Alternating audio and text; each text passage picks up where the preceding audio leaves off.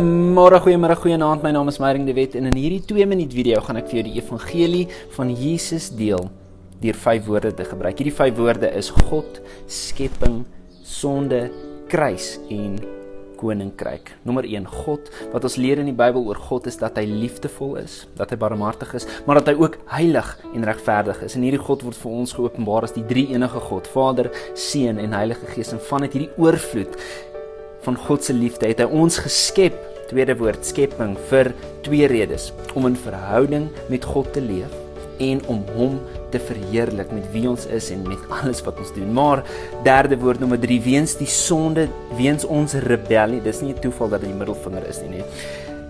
Weens ons rebellie, weens ons sonde is ons nou skuldig voor God. Ons is onder God se woede en het ons ook veroorsaak dat die verhouding tussen ons en God, tussen mense en selfs die skepping nou gebreek is. Maar God het 'n plan gemaak om hierdie wêreld te red, om sondaars soos ek en jy te verlos. En dit is die 4de woord, die kruis van Jesus. Jesus wat volledig God is, het mens geword, onder ons kom woon, die perfekte lewe geleef wat ek en jy nie kan leef nie.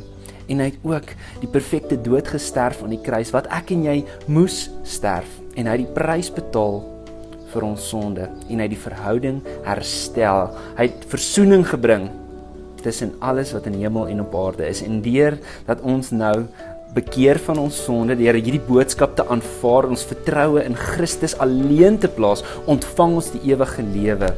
Maar ons ontvang ook die Heilige Gees as 'n seël van ons verlossing. En die Heilige Gees gee ons die krag om getuies van Jesus te wees. En die laaste woord, om die koninkryk van Jesus uit te brei waar ons is, deur die goeie nuus uit te leef en te verkondig.